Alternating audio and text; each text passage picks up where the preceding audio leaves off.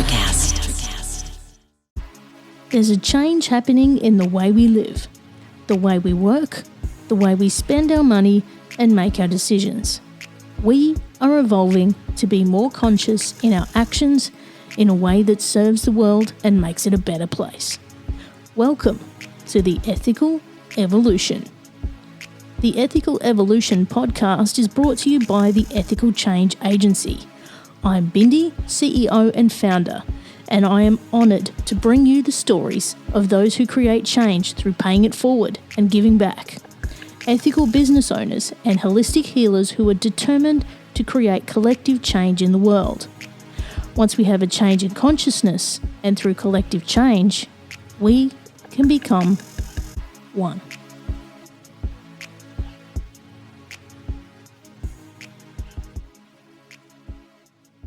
I met my next guest at a networking event last year where we discovered we had to podcast with each other in some way. Her story is an inspirational one, and I'm glad that I can now call her a friend. Jojo Ellias married her now wife Jess on the 2019 season of Channel 7's Bride and Prejudice. Their story and quest for acceptance and an equality of love for all was one that touched the hearts of the nation, highlighting that same love really is all the same. Jojo is now on a mission to help people love themselves, and by changing their world, they can change the world around them. I hope you enjoy this beautiful story and the time shared with Jojo, and if you'd love to learn more about self-love, please get in touch with Jojo. Welcome, Jojo, to the Ethical Evolution. Bindi, thank you for having me. It's an honour to be here. Now, for most people who don't know you, they've probably been under a rock. You are most well known for starring in Bride and Prejudice last season, and you were married to your wife, Jess. Yes. So for those living under a rock, yes, that's what happened last year. And I was, really lucky that I got to marry my beautiful wife on national TV in the most bizarre circumstances. I guess it was not the traditional way of getting married. Yeah. So what drew you to actually apply for the show and be a part of it? Okay, yeah. So interesting story. We didn't technically initially apply for it. I kind of got an email from Channel 7 from an old application that they had on file of me and in an old relationship. And right. We were having a few drinks one night and we were talking about our wedding, and I was like, oh my God, babe, hold on, I've got this email, and I read it out. And they said, oh, don't know your current situation, but we think you would be great for the show. And we had a good old giggle about it. And so we were like, well, let's apply. I mean, we've got a genuine story. We just sold our food truck and we were planning on going off traveling. Yeah. So we didn't really have any solid plans, and we kind of just applied for it. And we thought we'd see where it where it would go, and it kind of it just evolved so quickly. And before we knew it, we were packing and off to Adelaide we went. Yeah. So do you regret doing it at all? No, not at all. No? Definitely. I don't have many regrets in life, really. I think, life is a journey, and it's full of experiences, and, there's new chapters that come, that open and close. And so, it was definitely an experience you just, you'll never forget. And I think I'm, really grateful that we did do it. Yeah. Yeah. And, I always say that everything happens in the divine time as it's meant to. And the story that you and Jess shared through that experience, I think has really touched the nation. I know in watching it, it did open some people's eyes around same-sex relationships, and that they're just the same as any other relationship. Yeah, definitely. Do you want to share your experience on the impact that's had for you since you've come out of the show? Yeah, look, I guess, throughout this show and that's a huge part why I wanted to do it, because I knew that our story would really, so many people would resonate with our story, not just because they're gay or whether, you know, they've maybe been rejected by their families, or, you know, their families have, you know, not accepted their partner because they're married outside their religion. And so I knew it'd have all those like cultural diversities. And so I guess, you know, I really, throughout the show, we try to support people as much as we can. You know, just the stories of people just being able to, yeah, like you said, understand our relationship, understand same-sex marriage or relationships, and realize, hey, hang on, we're no different. Yeah. You know, people would turn around. Some, you know, comments were like, "Oh, you guys don't look like lesbians." And it's like, well, what does a lesbian look like? You know, there's that stereotype that you've got to look a certain way. We're too girly. We've got nail polish on, you know. It's like, and I think that's just people's, you know, I think back in the days it was easier to tell if you were a lesbian or if you were gay because of the way you look. Yeah. It's and people would make those sort of assumptions. But yeah, I think it's just been amazing just knowing that our story has helped a lot of people. You know, I put together, I coach a self-love course that I've put together. And so it's been really amazing connecting with people, you know, that way. And I think because I guess because of my attitude and the way I see things, and I'm, you know, I'm a very optimistic, very positive person. And I think I also have a big heart, so I'm very, very understanding towards people. And you know, it's never been about trying to enforce your opinions or anything on anyone. It's really about just, you know, giving people time and letting them, you know, they'll accept it when it's, you know, their time. They may not accept it, but you know, you still need to just get on with life and live your life, rather than trying to please. Because we you know, we come from. We try and please people all the time, and that really doesn't get you anywhere. Now, you touched on the self-love course you do, which we'll come back to in a second, but I do want to ask you about your mum and dad, who were a very big part of the show as well. And you and I were at an event last Friday where Mama Loda was there. So, you know. Queen Lady rocked up. Yeah. And now, how's things with Mum and Dad now after the show? Oh, Vindy, you know what? Things are so much better now. It took, you know, we filmed almost a year ago. We got married in May, and then the show aired in October, and I didn't see them pretty much for that whole time. Wow. And the first time we actually sort of hung out and spoke was in December.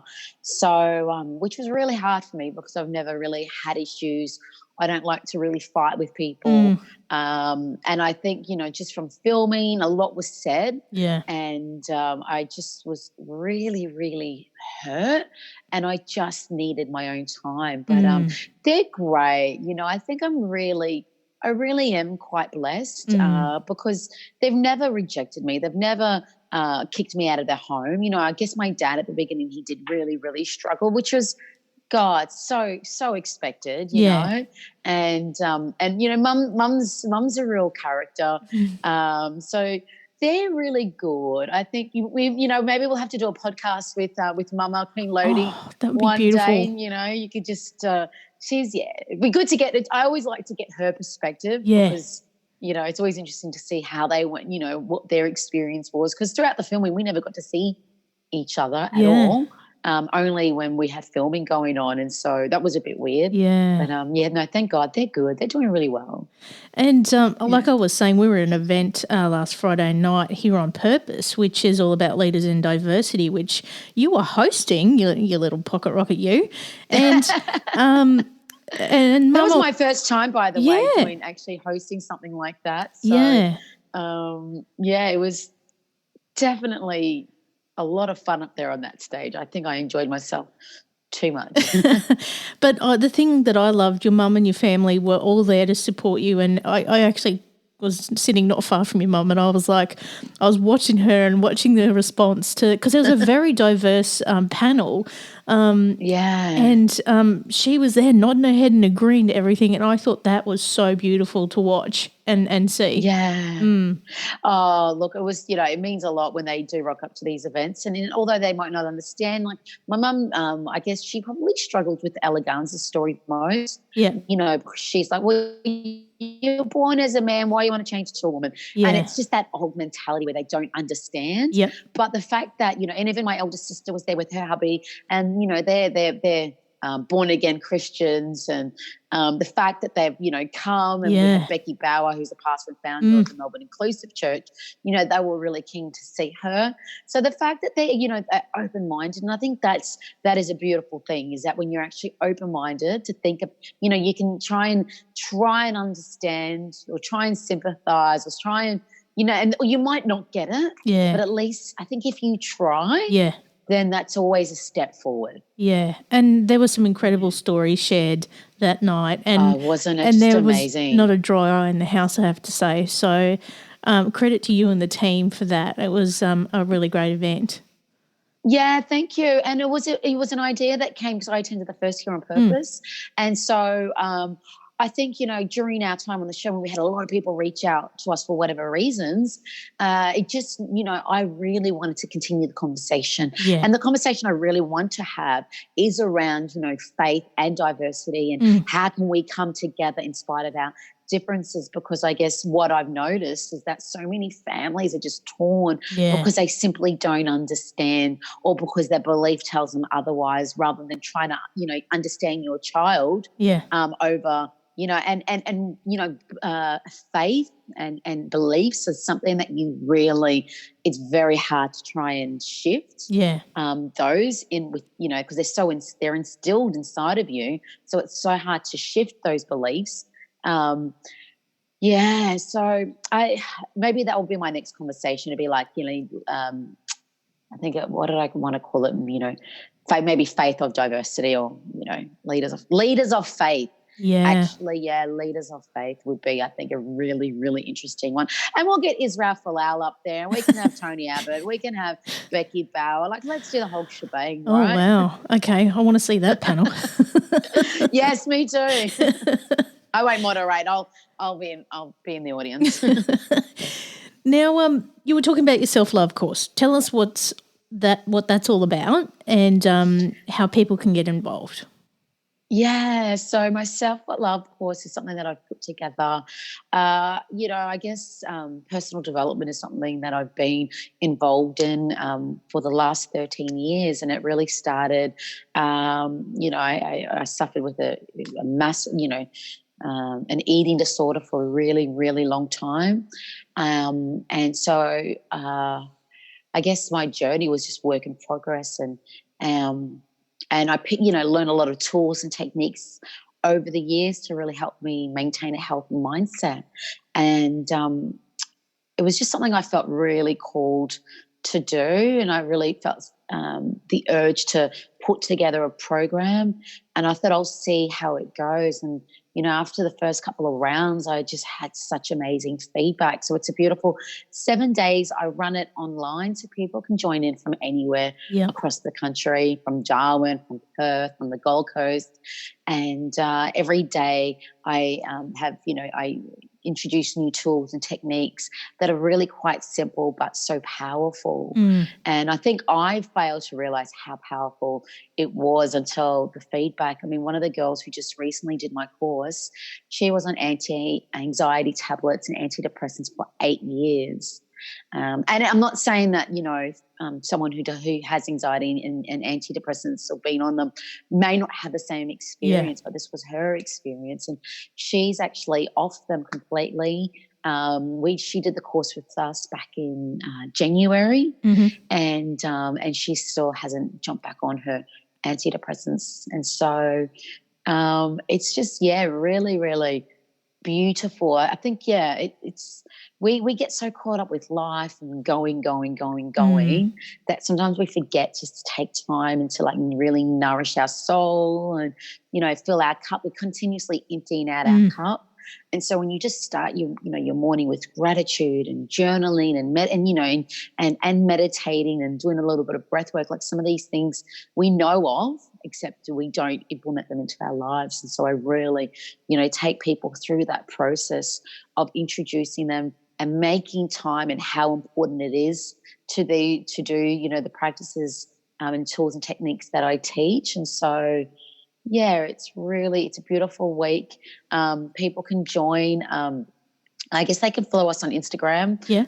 Or I've got a website. We've got a website called Jojo and Jess.com.au. And so I've got the course of the next dates up there. Okay. Or they can follow us on our Facebook or through Instagram, which is also Jojo and Jess.official on both Facebook and Instagram. Sounds awesome. I think I might sign up.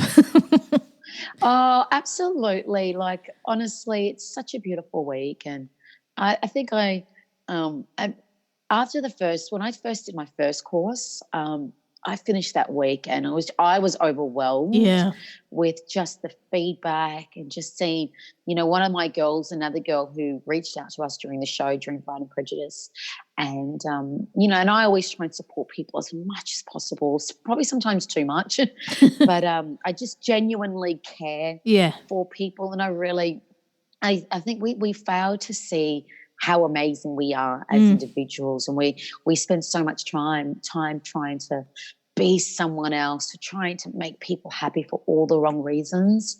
And so, we ultimately really abandon ourselves. And I've really enjoyed just sort of working with people, coaching people, and just, allowing them to see, their awesomeness within themselves. You're awesome. Yeah. What's your mission when it comes to this self-love course? How many people do you want to reach, and what do you want to achieve with that? Wow, I would love to reach. If I could reach 50 people a month. Yeah.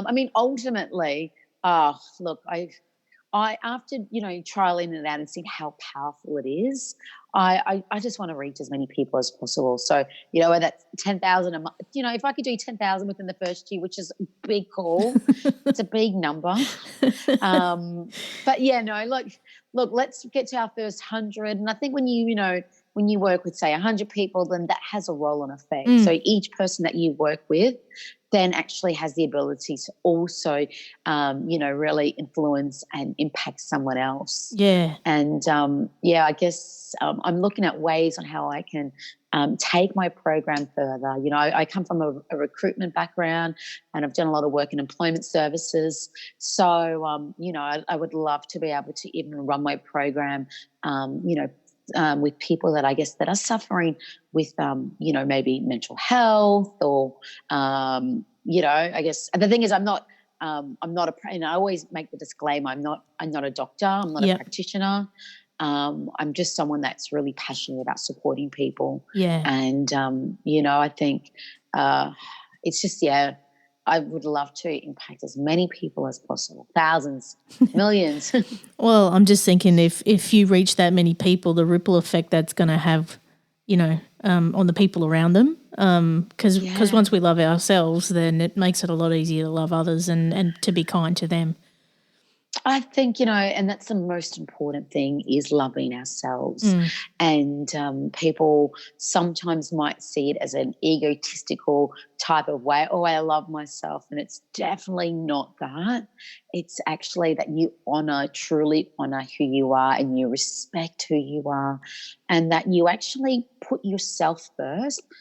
And I think it needs to be sometimes in a selfish way. And I think sometimes when we do put ourselves first, we feel selfish. It's because we're so used to putting everyone else first. Yeah, exactly. And, and I think, just like it's really about tapping in and listening to our own soul, listening to our gut, and just listening to ourselves. We don't tap in and go, does this feel right? And so I guide people on, teaching them how to tap into their intuition and really connecting with their gut, or, working on forgiveness. And I think forgiveness is such a powerful tool to have. And I think forgiveness is probably something that's really probably helped me over the years, is that I think it's really sacred to have a forgiving heart. I think it really helps us, because then we can learn to let go of the things that no longer serve us. Yes. And let it be done. And, sometimes it's not about forgiving people that have harmed you or hurt you or done bad by you. Sometimes it's just forgiving yourself, holding on Yes. to those feelings and to those emotions and to that blame. And so how do we find peace in those, situations that have really, really impacted us and maybe, ultimately ruined our life? How do we find peace in that? Mm. And sometimes it's just making a conscious decision and every day and, releasing, the guilt, the shame, calling on forgiveness and whatever it is that you want in your life. It's about calling that into your life and claiming it. And I think sometimes it can be quite simple, but we just, as humans, complicate everything. So much. So much. We're complicated beings. Oh, God. I could just sit with you all day and just talk about this stuff. Like when you and I get together, it's just like magnets. Anyway. I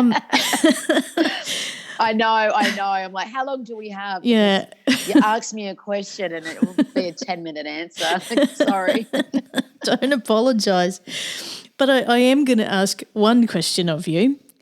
And I ask every guest on the podcast this because I think it's pretty profound and I'd love to hear your answer and I think it's going to be pretty amazing. What's the change you'd like to see in the world and how can we bring it to life? Wow. The change I'd like to see in the world. Yeah, look, I think there's so many changes that could take place in this world. And I think when we're looking at, how do we change the world, it's a really, profound question because how do you change the world? Mm. And I think at times, it's not even about changing the world. I think when we change the world around us, then the world, we change our world, then the world around us will change. Yes. And so I think sometimes ultimately when we just, focusing on how can we be a better person, how can we,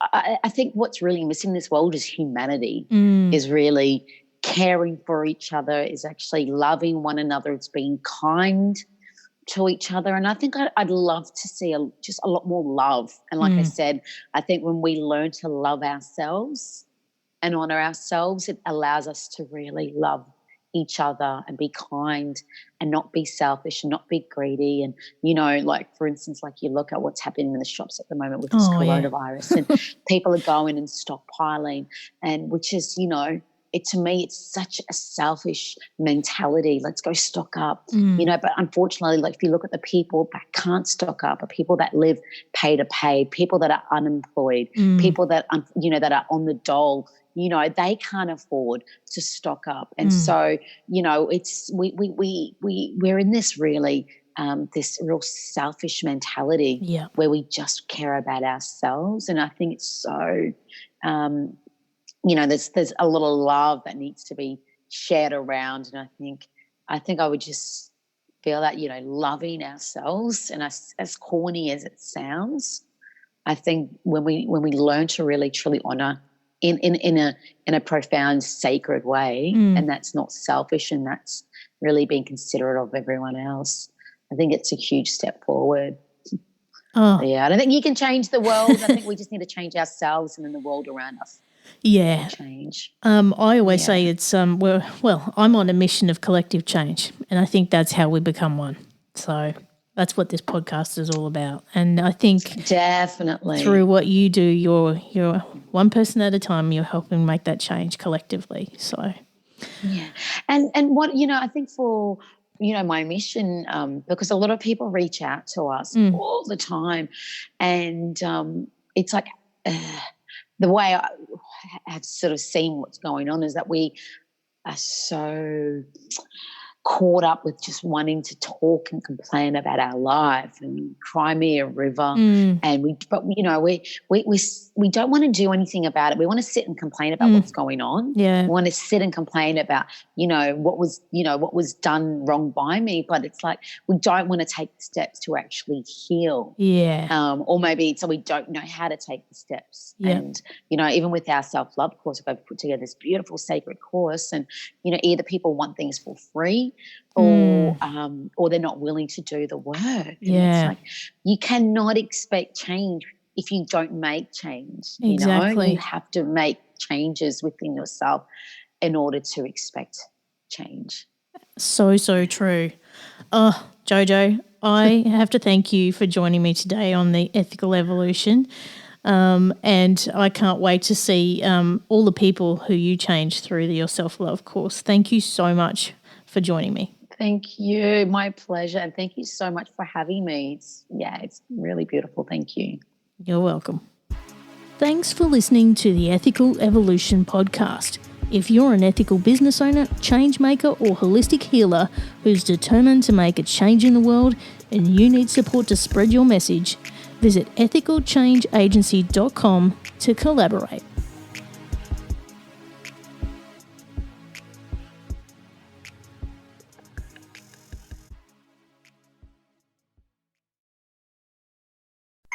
Hey, what's happening out there, everybody? This is Lawrence Ross, and I'd like to tell you a little bit about my podcast, The Lawrence Ross Show. Egomaniac. It's a 2-hour weekly exploration into my mind. I also do sketches, celebrity impersonations. You're out of order! And I also do song parodies. Not too shabby for a blind guy. Not only are you visually impaired, but you are geographically impaired. New episodes are released every Friday. Check it out on your favorite podcasting platform or listen to it here on Society 13 on Electrocast. Welcome to Ringside with Ray and Prince. My name is Ray Leonard Jr. Oh, is that the set? No, that's just my dad. My name is Prince Daniels Jr. Daniels again with a big home touchdown. On this show, we come to humanize Athletes, entertainers, business executives. We're going to see what makes them tick. Tuesdays, 10 a.m. Pacific time on Spotify, Apple, Amazon, and wherever you get your podcasts. We'll see you there. Peace and power.